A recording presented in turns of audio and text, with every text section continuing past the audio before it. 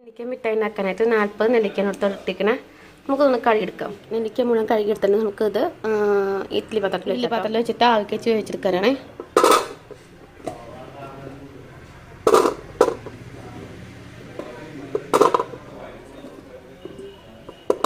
ഇത് വെച്ച് നമുക്കിത് അടച്ച് വെച്ചു. നമുക്കിത് കുറച്ച് കഴിഞ്ഞിട്ട് നോക്കാം. അപ്പം നെല്ലിക്ക നമ്മൾ ആയിട്ടുണ്ടാവും. നമുക്കിത് നോക്കാം. അപ്പം നമ്മൾ ഇത് ഒന്നായിട്ടുണ്ട്.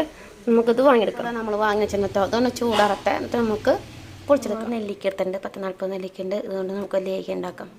അപ്പോൾ നെല്ലിക്ക ആദ്യം നമുക്ക് കഴുകിയെടുക്കാം. ലേഖ എന്ന് പറയും, സ്നാക്സ് എന്ന് പറയാട്ടോ. നമുക്കിതൊന്ന് കഴുകിയെടുക്കുക. കഴുകാൻ എടുത്തിട്ടുണ്ട്. നമുക്കിതൊന്ന് കഴുകിയെടുക്കണം കേട്ടോ. ഇതിലേക്ക് വെള്ളം വെച്ചിട്ടുണ്ട്. ഇതിലേക്ക് നെല്ലിക്ക വയ്ക്കുക.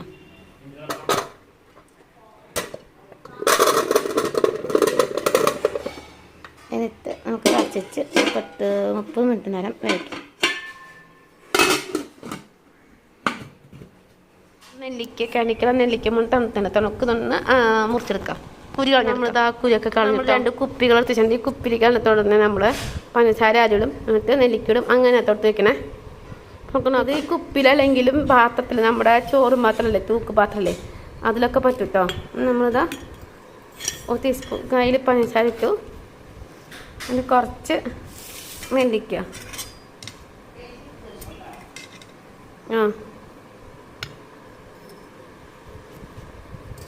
നെല്ലിക്കിടുക.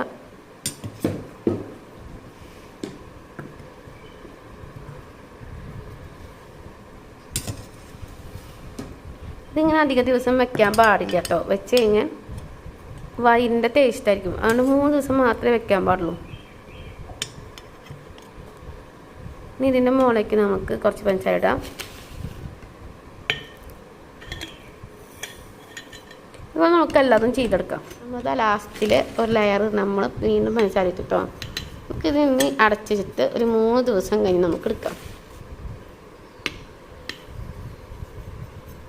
അപ്പോൾ ഇതുകൊണ്ടൊരു 3-4 കയ്യിലാണ് കേട്ടോ ഞാൻ എത്തിയിരിക്കുന്ന പഞ്ചസാര.